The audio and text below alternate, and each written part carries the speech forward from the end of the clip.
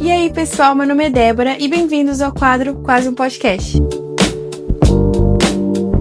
Você por acaso já se sentiu extremamente cansado devido a todas as demandas que você tem para atender? Você já se sentiu frustrado? Você já sentiu que tinha muita coisa e você não estava dando conta, seja na igreja, seja em casa, em todos os lugares?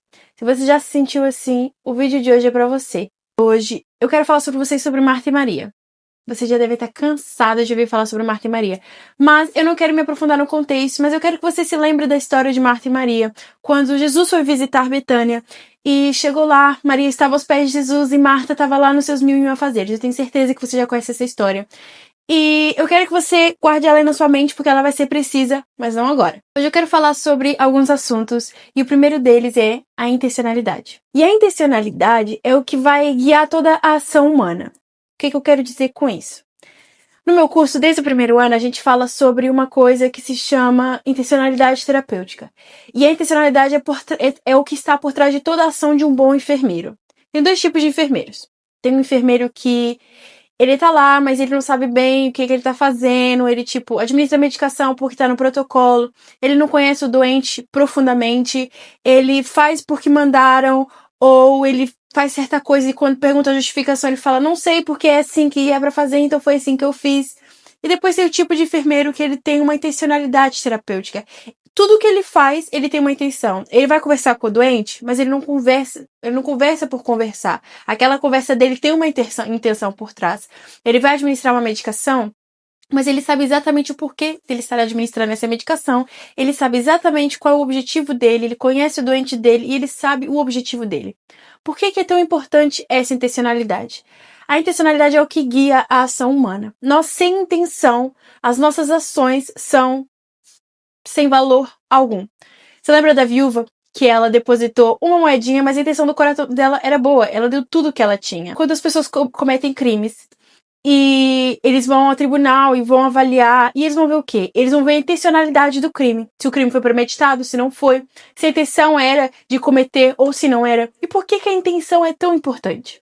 A intenção, ela é tão importante porque é ela que vai definir se a sua ação está sendo feita corretamente ou não. E no mundo cristão é exatamente a mesma coisa. Existem dois tipos de crentes. O crente, que ele cumpre a escala, ele vai aos cultos, ele evangeliza, ele faz tudo o que pedem para fazer, ele faz o que os cargos que competem ele mandam fazer, ele faz, mas ele não sabe por que ele tá fazendo aquilo.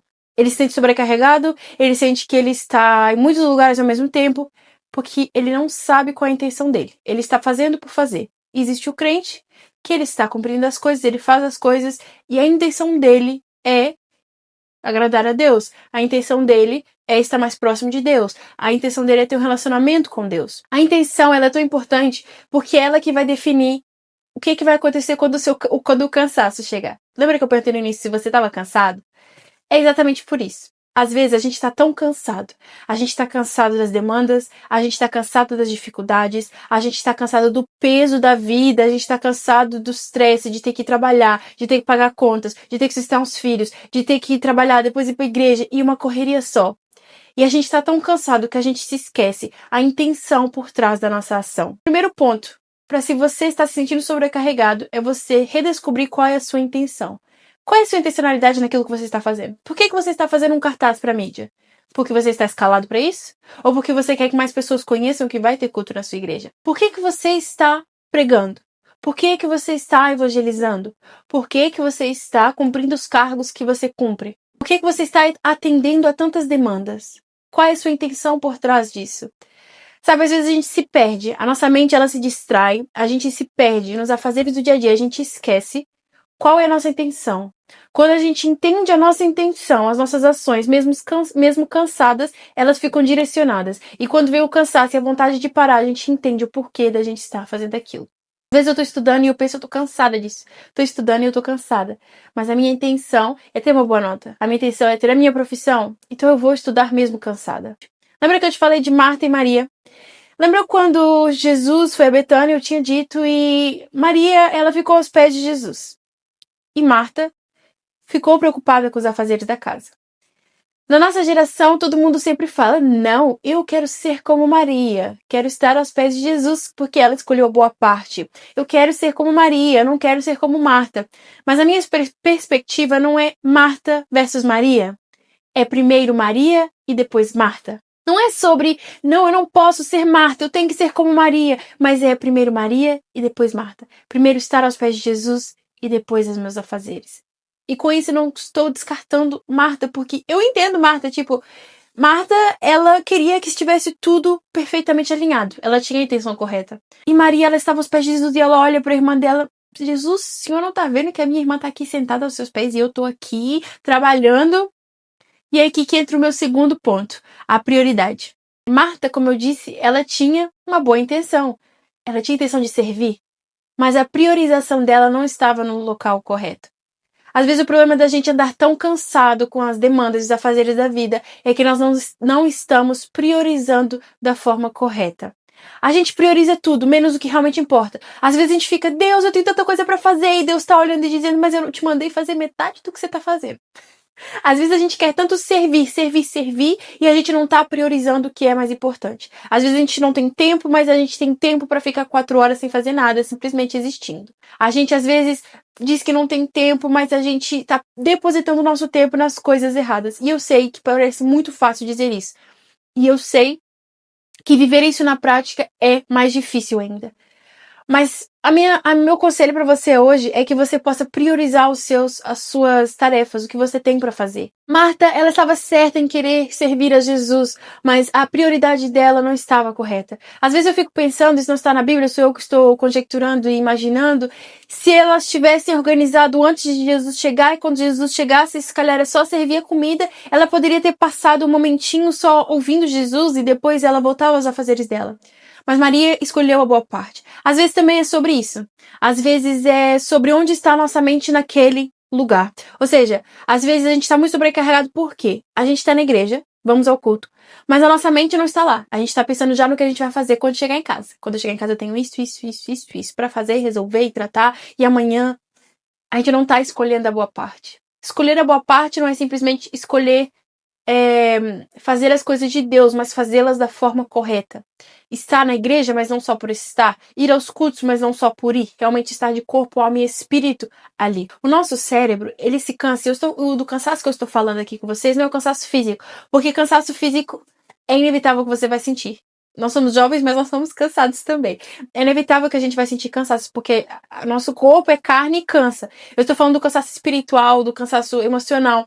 Porque às vezes a gente se cansa exatamente por isso. Primeiro, que nós vivemos uma sociedade onde diariamente nós temos 30 milhões de estímulos. Eu acredito que na época dos nossos avós, dos nossos bisavós, eles não tinham tantos estímulos quanto os estímulos que nós temos hoje. E eu digo, seja redes sociais, porque tudo está feito para nos chamar a atenção. Então tudo está colorido e bonito para estimular a nossa vontade de ficar ali agarrado vendo aquilo. Então nós temos muitos estímulos. E a nossa mente, com vários estímulos ao mesmo tempo, ela não consegue descansar. Uma mente estimulada constantemente não consegue descansar. Às vezes a gente está na igreja, mas a gente está estimulada pelas coisas que nos aconteceram lá fora. Às vezes, e a gente não consegue se concentrar numa coisa de cada vez. Eu quero te convidar a concentrar numa coisa de cada vez. Porque o cansaço, às vezes, é porque você não está tendo intencionalidade no que você está fazendo, você não está priorizando as coisas e você não está focando nas coisas que você deve focar. Você está dizendo: Deus, mas eu estou focando nas tuas coisas. Será que a gente está focando nas coisas de Deus ou em apenas nas coisas que estão na escala? Sabe, será que a gente está servindo porque a gente realmente quer ter um relacionamento com Deus ou pelos benefícios que isso traz para nós? Quando a gente está numa relação, a gente não está numa relação pelos benefícios que aquela relação tem, certo? A gente está naquela relação porque a gente ama a pessoa. Então, a gente não está conversando com a pessoa porque a gente espera receber algo em troca. A mesma coisa é com Deus. A gente não pode simplesmente servir na casa do Senhor, fazer as coisas pro Senhor, porque esperamos benefícios em troca. Às vezes nós estamos cansados porque estamos trabalhando para o homem, não estamos trabalhando para Deus. O cansaço espiritual, o cansaço emocional, ele vem do peso que nós colocamos sobre nós mesmos, sobre o que nós temos que fazer e o que as pessoas vão pensar se eu não fizer. Começa a ser um fardo. Tudo que você está fazendo começa a ser um fardo. Servir é um fardo, ir à igreja é um fardo, fazer isso é um fardo, porque você não está fazendo da forma correta. Você tem que fazer porque você quer cultivar um relacionamento com Deus, não porque se você fizer, Deus vai falar, uau, você é um crente muito legal e agora eu vou te abençoar muito. Não, não é por isso. A realidade é que Deus, ele quer ter um relacionamento conosco. Deus nunca se afasta da gente. A gente é que começa a pôr peso em nós mesmos que Deus não colocou. A palavra do Senhor diz que vinde a mim todos os que estáis cansados e abatidos, que eu vos aliviarei. Então, se é o próprio Deus que está dizendo isso, como é que nós estamos cansados e abatidos? Se ele diz que o fardo dele é leve e o jugo é suave. Não é ele que coloca o fardo na gente e diz, agora você vai servir 30.001 demandas na sua igreja. Não é ele que coloca esse fardo em nós. Somos nós mesmos que colocamos esse fardo em nós. Quando nós nos esquecemos da nossa intencionalidade, quando nós esquecemos do nosso propósito, quando nós não priorizamos e quando nós fazemos por exigência de nós mesmos e exigência dos outros. Eu sei que você tem escola, eu sei que você tem coisas para entregar, eu sei que você tem que passar tempo com a sua família, eu sei que você tem que ter tempo pro seu relacionamento, eu sei que você tem que ter tempo pros seus filhos, eu sei que você tem que trabalhar, que você tem que pagar conta, que você tem que sustentar sua casa, sua família, eu sei que você tem que fazer muita coisa, todos nós temos que fazer muita coisa. E quando eu parei de olhar para mim mesma e dizer, eu tenho que fazer muita coisa, e comecei a perceber que todo mundo tinha que fazer muita coisa, isso mudou. Porque às vezes a gente se coloca num lugar de vítima. A gente se coloca num lugar de, nossa, coitadinho de mim, eu tenho tanta coisa pra fazer, eu tenho tantos cargos, sabe, eu não consigo, não dou conta, Deus, não dou conta, não quero. E quando eu tava um dia num estágio, uma enfermeira falou pra mim assim, o que distingue um bom enfermeiro de um mau enfermeiro é ele saber priorizar os cuidados. Porque quando a gente recebe o turno, a gente tem milhões de coisas pra fazer. Sinais vitais, depois higiene, depois tem os médicos perguntam uma coisa, aí o nutricionista perguntou outra vez, assistente social, é bem administrativa, e você acaba por fazer, você tem 30 milhões de coisas pra fazer num tempo assim. E acaba que se você não souber priorizar, vai acabar o seu turno e você ainda vai ter coisa pra fazer, e você vai ter que ficar depois da hora porque aquelas coisas não acabaram. Às vezes nós estamos tão cansados porque a gente está priorizando as coisas erradas. A priorização ela é extremamente importante pra gente, sabe, prioriza estar aos pés de Jesus. Faça os seus afazeres, mas priorize estar aos pés de Jesus. E com isso eu não quero dizer para você esquecer tudo que você tem para fazer da sua vida, mas apenas seja um bom enfermeiro e diga, não, eu vou definir prioridades e vou fazer isto primeiro e depois isso, depois isso, depois isso. Tudo na nossa vida tem que ter um lugar e tem que ter um equilíbrio. Nada que é excesso e nada que é a menos é bom. Tudo tem que ter um lugar bem definido. Deus, ele quer sempre estar conosco, mas às vezes a gente não quer estar com ele. A gente quer ir à igreja, mas a gente não quer estar com ele. A gente quer ir à igreja, não estar com ele. A gente tem que definir o lugar de Deus em nossas vidas e qual é esse lugar. E quando a gente definir esse lugar, as outras coisas, a definição de onde cada coisa pertence será muito mais fácil. Talvez você diga, mas eu tenho a minha intenção no lugar correto, eu tô fazendo as coisas porque eu amo a Deus. Talvez você diga, Débora, mas eu tenho intenção e eu tenho prioridades e eu priorizo as coisas de Deus, mas mesmo assim eu me sinto cansada emocionalmente, eu me sinto cansada, me sinto sobrecarregada. Eu quero apenas te dizer, então olhe para Deus e diga, Deus, seja sincera com Ele, seja sincero, estou me sentindo cansada, estou me sentindo sobrecarregada. E eu tenho certeza que Deus ele vai se revelar a você. Porque muitas das vezes em que eu não entendia o porquê que eu estava tão sobrecarregada, a grande maioria das vezes, é porque eu mesma estava colocando essa sobrecarga sobre mim. E essa sobrecarga não existia. Nós mesmos colocamos esse peso. Reveja o porquê de você estar fazendo. Reveja a sua intenção por trás da ação. Reveja o que te move, o que te faz fazer isso. Se o motivo de você fazer isso é porque você está escalada, esse não é o motivo correto e é claro que você vai se frustrar. Porque a gente começa a dizer, não, eu tenho que fazer porque o meu pastor tá vendo, eu tenho que fazer porque o meu líder tá vendo. Tenta redefinir os seus objetivos, as suas metas, o que você realmente quer viver. Quando você começar a redefinir isso, eu te garanto que esse cansaço interior ele vai diminuir. Sempre, não é Deus que põe a sobrecarga em nós, somos nós mesmos.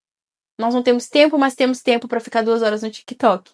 Nós não temos tempo, mas temos 3 horas para ficar deitados vendo um filme, uma série.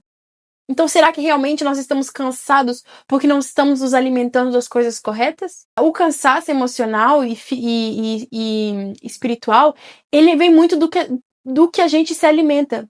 Se a gente é aquela clássica história, se a gente se alimenta das coisas da carne, a carne será forte. Se a gente se alimenta das coisas do espírito, o espírito ficará forte.